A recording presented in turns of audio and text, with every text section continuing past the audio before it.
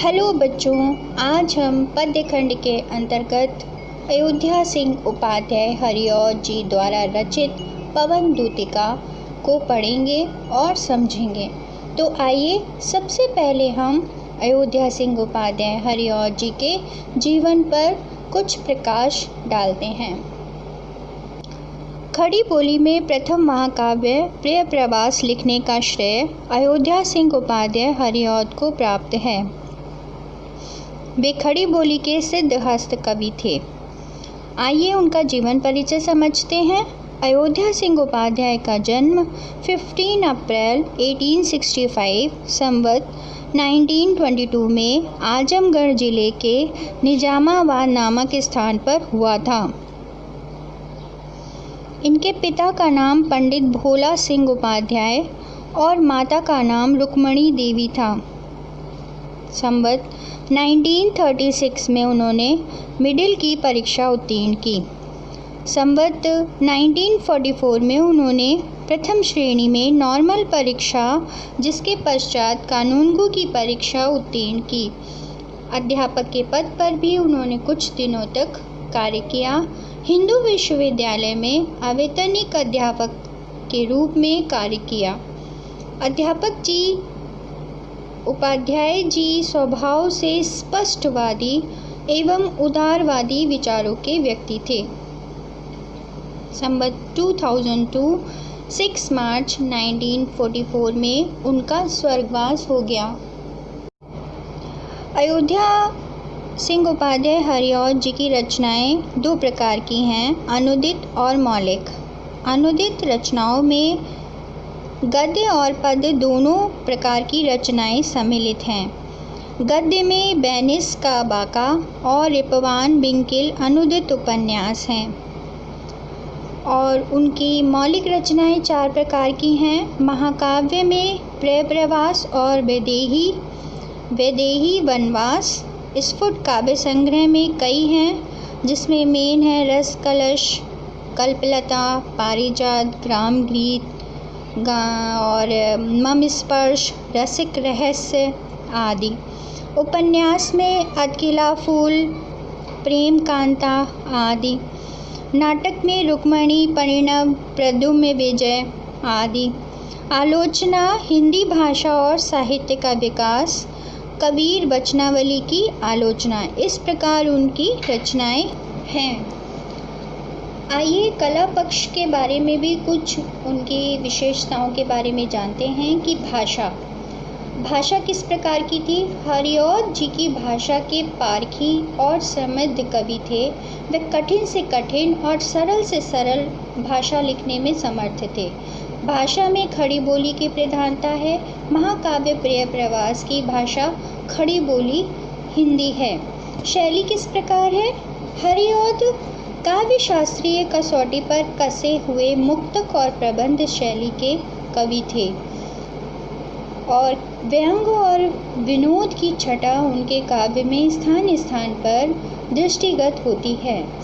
शैली वर्णनात्मक और सरस है।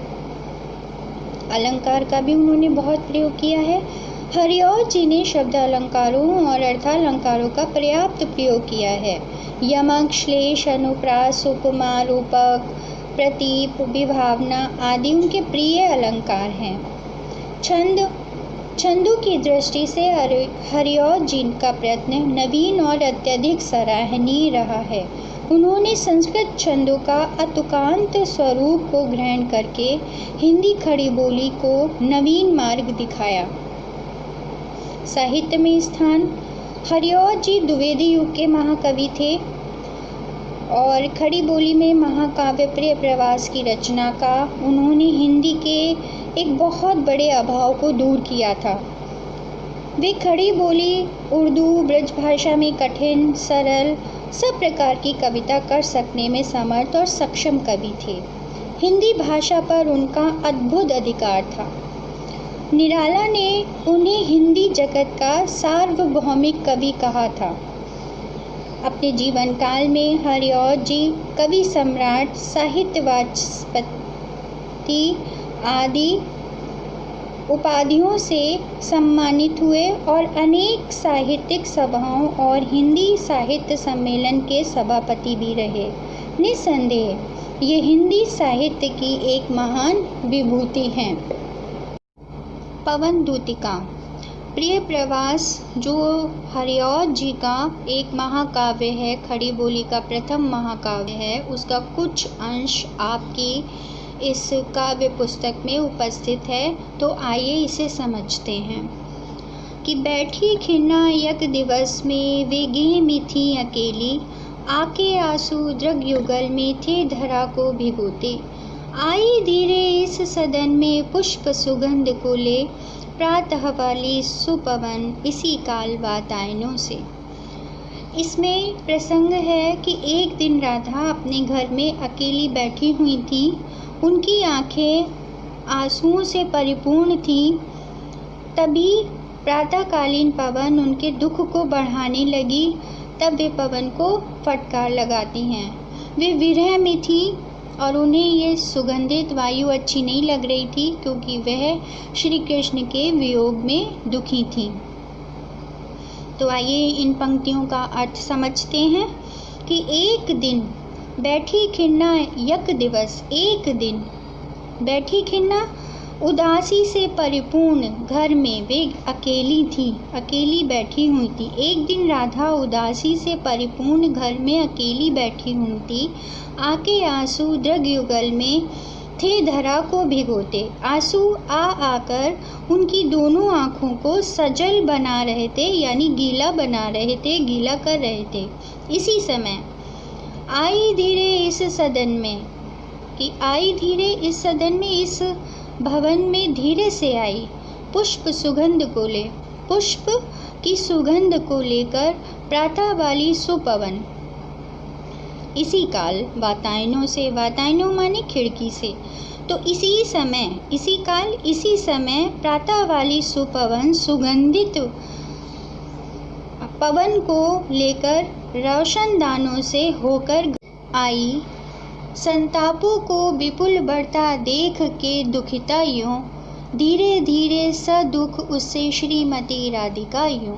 प्यारी प्रातः पवन इतना क्यों मुझे है सताती, क्या तू भी कलुषित हुई काल की क्रूरता से।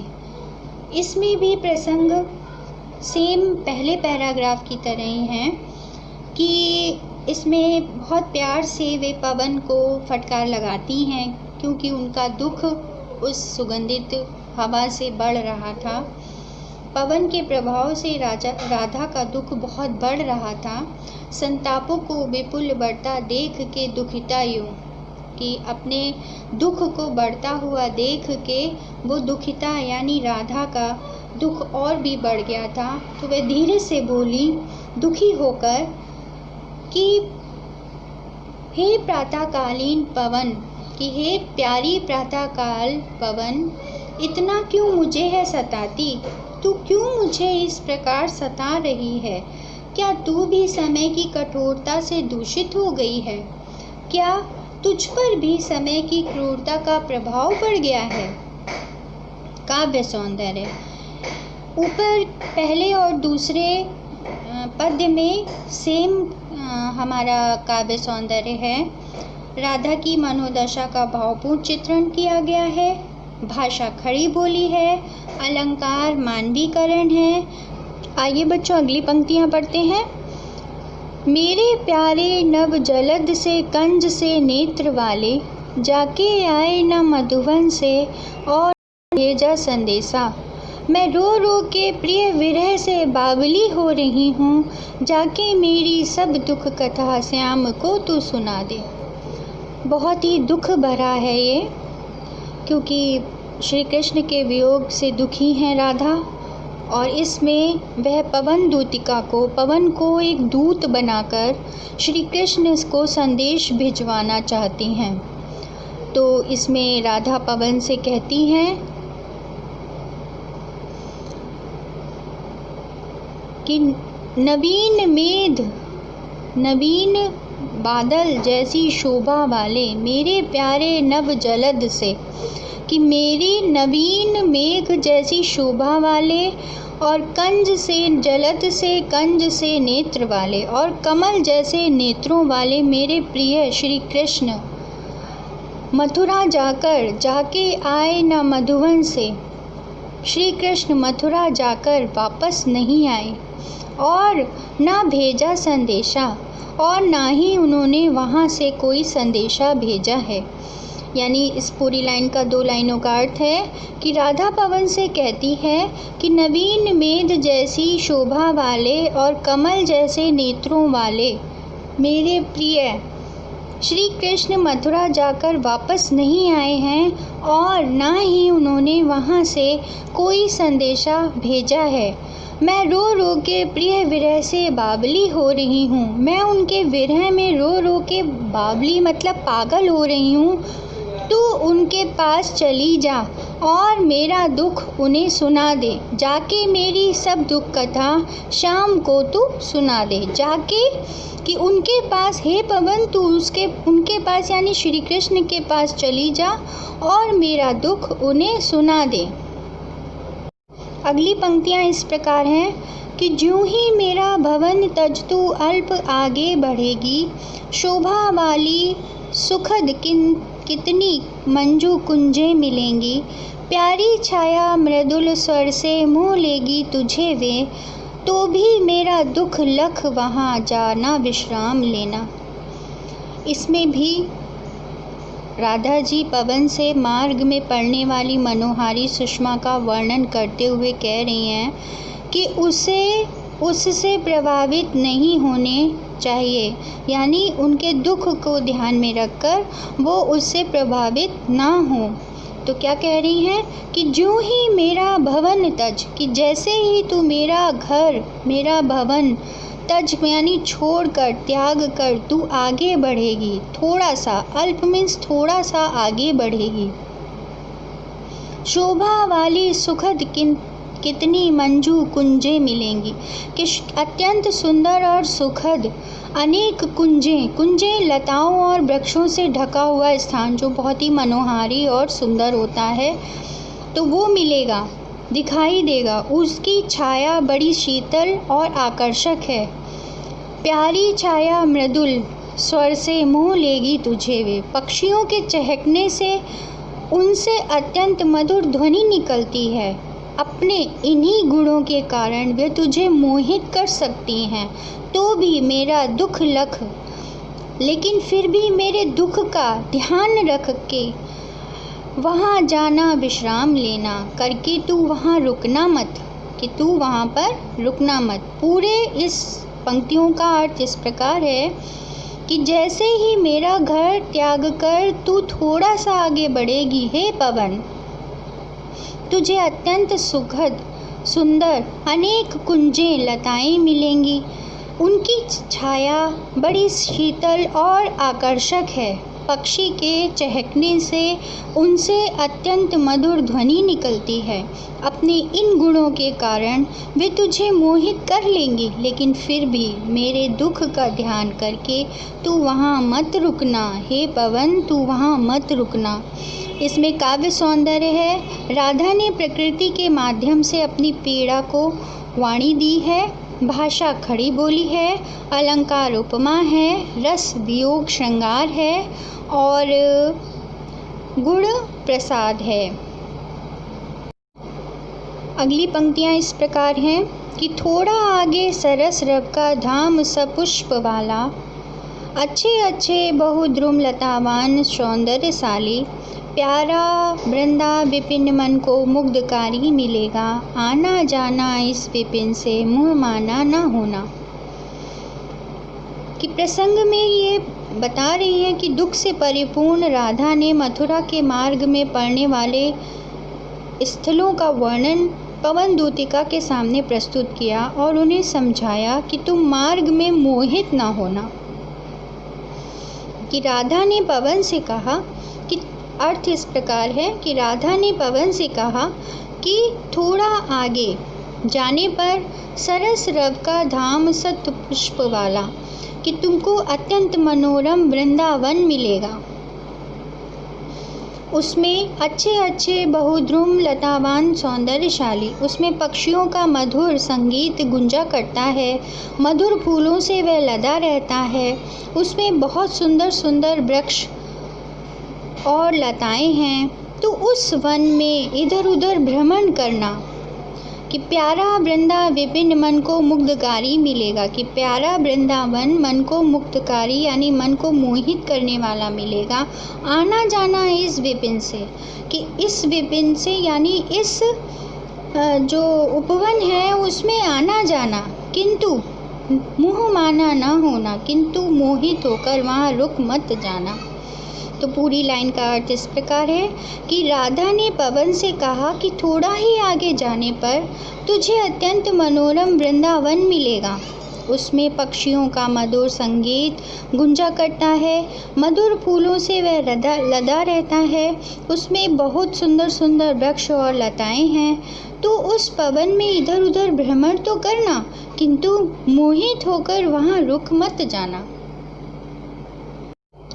पहली 4 पंक्तियों के साथ ही ये पंक्तियाँ भी जुड़ी हुई हैं और इसमें भी राधा पवन को रास्ते में होने वाली स्थितियों को बता रही हैं और कह रही हैं अगर कोई दुखी मिले तो उसके दुख को दूर करना और उसे प्रसन्न कर देना। तो देखिए क्या कह रही हैं कि जाते जाते अगर पथ में क्लांत कोई दिखावे तो जाके सन्निकट उसकी क्लांतियों को मिटाना। धीरे धीरे परस करके गात उत्ताप खोना, सद्गंधों से शमित जन को हर्षितों सा बनाना। तो इसका अर्थ है कि राधा कहती हैं कि हे पवन, जाते जाते अगर पथ में क्लांत मीन्स थका हुआ कोई दिख जाए, थका हुआ दुखी या व्याकुल व्यक्ति कोई दिखाई दे तो जाके सन्निकट, तो उसके निकट जाकर उसकी क्लांतियों यानी उसके दुखों को दूर करना। धीरे धीरे परस करके, धीरे धीरे उसके शरीर का स्पर्श करके उसकी गर्मी को गात उत्ताप खोना, उत्ताप मीन्स गर्मी, उसकी गर्मी को दूर करना, सद्गंधों से शमित जन को और अपनी सुगंधि से उस थके हुए व्यक्ति को हर्षितों सा बनाना, प्रसन्न कर देना। तो पूरे अर्थ इस प्रकार है कि राधा कहती हैं कि हे पवन, जाते जाते यदि मार्ग में तुझे कोई थका हुआ दुखी और व्याकुल व्यक्ति दिखाई दे तो उसके निकट जाकर उसके दुखों को दूर करना, धीरे धीरे उसके शरीर का स्पर्श करके उसकी गर्मी को दूर करना और अपनी सुगंध से उस थके हुए व्यक्ति को प्रसन्न कर देना। इसका काव्य सौंदर्य इस प्रकार है कि भाषा खड़ी बोली है, अलंकार मानवीकरण है, रस श्रृंगार है, शब्द शक्ति लक्षणा है और गुण प्रसाद है। अगली पंक्तियाँ इस प्रकार हैं कि लज्जाशील पथिक महिला जो कहीं दृष्टि आए, होने देना विकृत बसना तो ना तू सुंदरी को, जो थोड़ी भी श्रमित वह हो गोद ले शांति खोना, होठों की और कमल मुख की मलानताएं मिटाना। कि इसमें पंक्तियों में राधा जी खुद तो श्री कृष्ण के वियोग में दुखी हैं और पवन को दूतिका बनाकर अपना संदेश भेज रही हैं और अपने दुख से भी उन्हें अन्य लोगों के दुख की चिंता है, यानी अपना दुख तो है ही लेकिन उन्हें औरों के दुख की भी ज़्यादा चिंता है। तो उन्होंने बताया है, पवन दूतिका से कहा है कि यदि रास्ते में कोई भी दुखी तुमको मिले तो पहले तुम उसका दुख मिटाना। तो इन पंक्तियों का अर्थ इस प्रकार है कि राधा पवन को समझाती हुई कहती हैं कि हे पवन, यदि मार्ग में कोई लज्जाशील पथिक महिला दिखाई दे तो तू उसके वस्त्रों को हवा से मत उड़ाना, यानी जब तेज हवा चलती है तो वस्त्र उड़ने लगते हैं ना, तो उसके वस्त्रों को ना उड़ाना। होने देना विकृत व्यसना, तो तू सुंदरी को तो मत उड़ाना, उसके वस्त्रों को मत उड़ाना। और यदि वह जो थोड़ी भी श्रमित वह हो कि यदि थोड़ी सी भी थकी वो प्रतीत हो रही हो तो गोद ले शांति खोना, तो उसे अपनी गोद में लेकर उसकी थकावट को दूर कर देना तथा होठों की और कमल मुख की मलानताएं मिटाना तथा होठों तथा कमल जैसे मुख की मलिनता को अपनी शीतलता से दूर कर देना। तो इस पूरी पंक्ति का अर्थ है इस प्रकार है कि राधा पवन को समझाती हुई कहती हैं कि यदि मार्ग में तुझे कोई लज्जाशील स्त्री दिखाई दे तो उसके वस्त्रों को मत उड़ाना। यदि वह थोड़ी सी भी थकी प्रतीत हो तो उसे अपनी गोद में लेकर उसकी थकावट को दूर कर देना और उसके होठों और कमल जैसे मुख की मलिनता यानी उसकी जो गंदा हो गया है रास्ते के कारण, तो उसको अपनी शीतलता से दूर कर देना। अगली पंक्तियों में भी राधा पवन दूतिका से ये संदेश दे रही हैं, ये उसे समझा रही हैं कि रास्ते में कोई भी दुखी मिले तो पहले उसके दुख को मिटाना फिर आगे बढ़ना। तो आइए पढ़ते हैं ये पंक्तियाँ कि कोई क्लांता कृषक ललना खेत में जो दिखावे, धीरे धीरे परस उसकी क्लांतियों को मिटाना। जाता कोई जलद यदि हो व्योम में तो उसे ला, छाया द्वारा सुखित करना तप्त भूतांगना को। इसका अर्थ है कि हे पवन, यदि तुम्हें खेत में कोई क्लांता यानी दुखी कृषक ललना यानी किसान स्त्री दिखाई दे तो धीरे धीरे परस उसकी क्लांतियों को मिटाना, तो धीरे धीरे स्पर्श करके उसकी संपूर्ण थकावट को दूर कर देना। जाता कोई जलद यदि हो, यदि आकाश में कोई मेघ खंड बादल का टुकड़ा जा रहा हो तो उसे उसके ऊपर लाकर छाया कर देना, जिससे तप्त भूतांगना को छाया द्वारा सुखित करना, जिससे कि उस स्त्री को शीतलता प्राप्त हो, उस स्त्री को छाया की सुखद प्राप्त हो। भूतांगना मीन्स स्त्री, तो उस स्त्री को शीतलता प्राप्त हो। तो पूरी लाइन का अर्थ इस प्रकार है कि हे पवन, यदि खेत पर कोई हुई किसान स्त्री दिखाई दे तो धीरे धीरे उसका स्पर्श कर उसकी संपूर्ण थकावट को दूर कर देना। यदि आकाश में कोई मेघ खंड जा रहा हो तो उसे लाकर उसके ऊपर छाया कर देना, जिससे वह स्त्री को शीतलता प्राप्त हो। कितनी अच्छी सोच है ना कि खुद तो दुखी हैं लेकिन दूसरों की भी दुख को दूर करना जानती हैं। इसमें काव्यगत सौंदर्य है कि भाषा खड़ी बोली है, अलंकार मानवीकरण एवं उपमा है, रस श्रृंगार का वियोग पक्ष है और गुण प्रसाद है।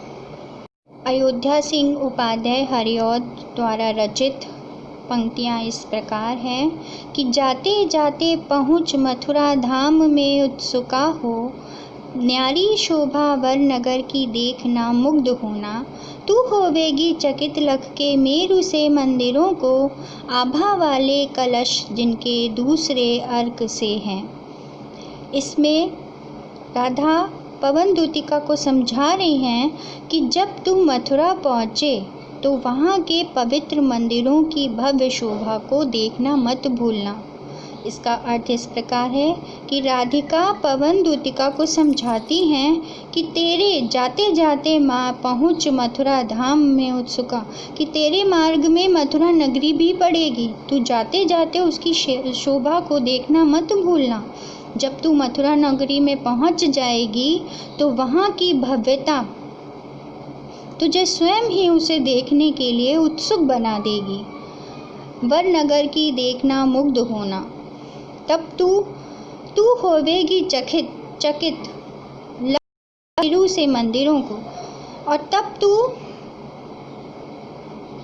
उस नगरी की सर्वोत्तम और मनोमुग्धकारी शोभा को देखकर उस पे मुग्ध होना ना भूलना। तू जब वहाँ सूर्य के समान चमकती आभा वाले कलश जिनके दूसरे अर्क से हैं, चमकती आभा वाले कलशों से युक्त सुमेरु पर्वत जैसे विशाल और ऊंचे पर्वतों को देखेगी, तब तेरे आश्चर्य का ठिकाना नहीं रहेगा। पूरी पंक्ति का इस प्रकार है अर्थ कि तेरे मार्ग में मथुरा नगरी भी बढ़ेगी, तू जाते जाते उसकी शोभा को देखना मत भूलना, और वहाँ की भव्यता तुझे स्वयं ही उसे देखने के लिए उत्सुक बना देगी। और तू अपनी नगरी को देखने की उत्सुकता को दबाना मत, बल्कि उस नगरी की सर्वोत्तम और मनोमुग्धकारी शोभा को देखकर उस पर मुग्ध होना ना भूलना। तू जब वहाँ दूसरे सूर्य के समान, अर्क में सूर्य के समान चमकती आभा वाले कलशों से युक्त सुमेरु पर्वत जैसे विशाल और ऊंचे पर्वतों को देखेगी, तब तेरे आश्चर्य का ठिकाना नहीं रहेगा। अगली पंक्ति इस प्रकार है कि देखे पूजा समय मथुरा मंदिरों मध्य जाना, नाना वाद्यों मधुर स्वर की मुग्धता को बढ़ाना, किंबा लेके रुचिर तरु के शब्दकारी फलों को धीरे धीरे मधुर रव से मुग्ध हो बजाना। इसमें भी प्रसंग इस प्रकार है कि राधा पवन दूतिका को समझा रही हैं कि मथुरा पहुँचो तो वहाँ के पवित्र मंदिरों की भव्य शोभा को देखना मत भूलना। कि हे दूतिका, तू मथुरा में थोड़ा ठहरना और पूजा के समय वहाँ के मंदिरों में जाकर, मथुरा मंदिरों मध्य जाना, मंदिरों में जाकर वहाँ बजने वाले नाना वाद्यों मधुर स्वर की, विभिन्न वाद्यों की मधुरता को अपना मधुर स्वर प्रदान करके उनकी मधुरता में वृद्धि करना, स्वर की मुग्धता को बढ़ाना, उनकी मधुरता को वृद्धि करना। अथवा तू वहाँ के मंदिर परिसरों में खड़े विविध प्रकार के वृक्षों में से अपनी पसंद के वृक्ष का चयन करके उसके फल फूल पत्ती अथवा तने से शब्द रूपी फल को ग्रहण करके धीरे धीरे बहते हुए मधुर ध्वनि के साथ मुग्ध होकर अपना राग अवश्य बजाना। रव मीन्स ध्वनि।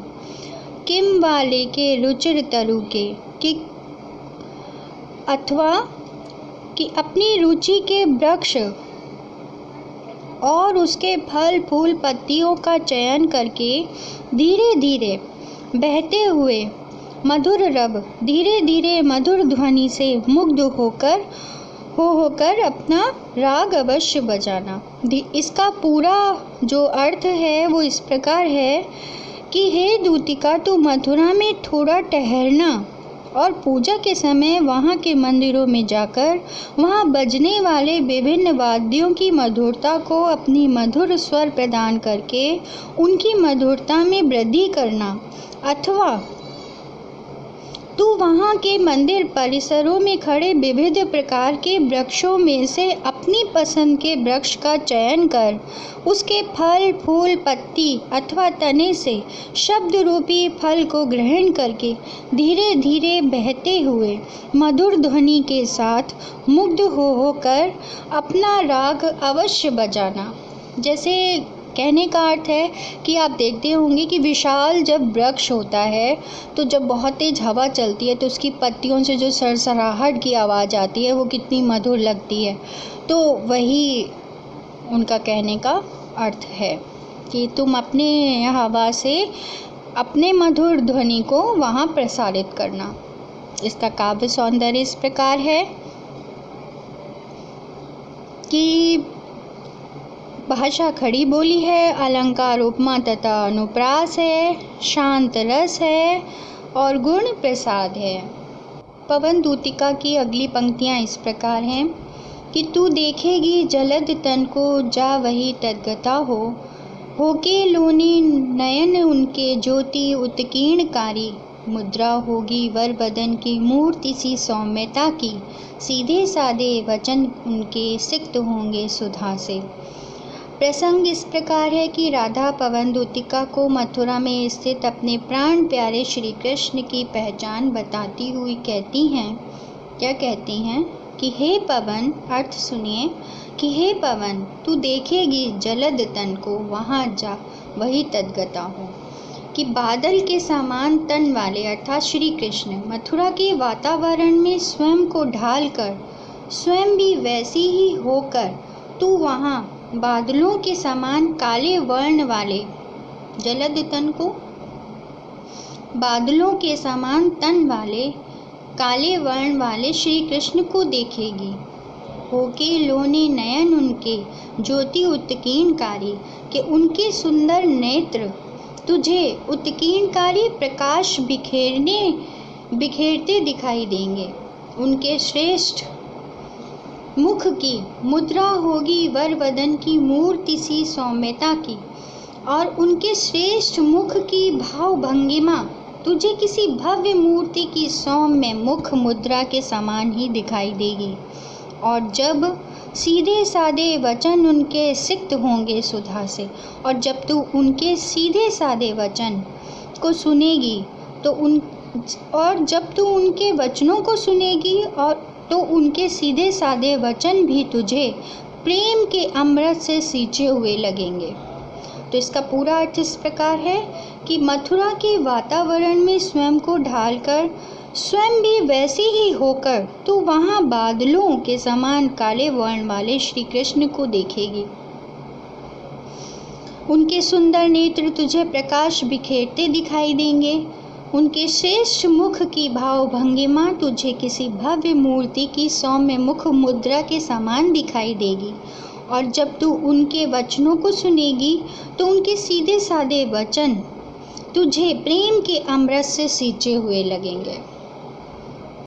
पिछली पंक्तियों से मिली जुली ही अगली पंक्तियां भी हैं कि नीले फूले कमल दल सी गात की श्यामता है, पीला प्यारा वसन कटी में पहनते हैं फबीला।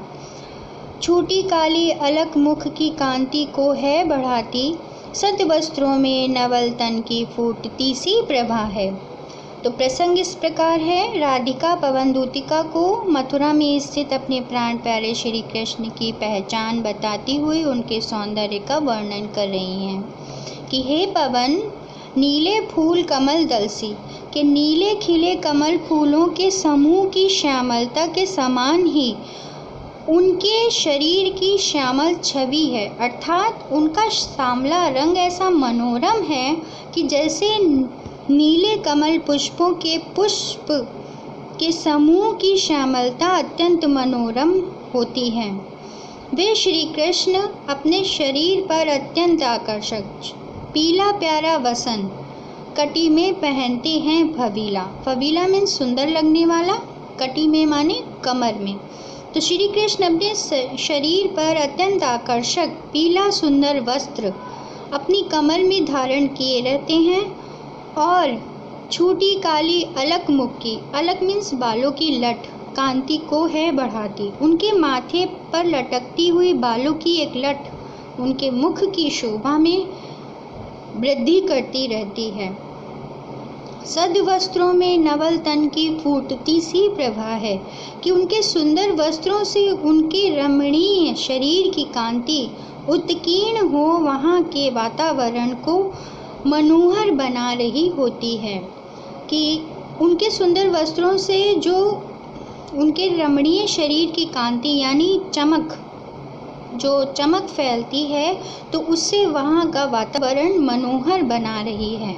तो इस पूरी लाइन का अर्थ इस प्रकार है कि जैसे नीले कमल पुष्पों के समूह की श्यामलता अत्यंत मनोरम होती है, उसी प्रकार नीले खिले कमल पुष्पों के समूह की श्यामलता के समान ही श्री कृष्ण के शरीर की श्यामल छवि है, क्योंकि उनका रंग सांवला है, ऐसा मनोरम है। श्री कृष्ण अपने शरीर पर अत्यंत आकर्षक पीला सुंदर वस्त्र अपनी कमर में धारण किए रहते हैं।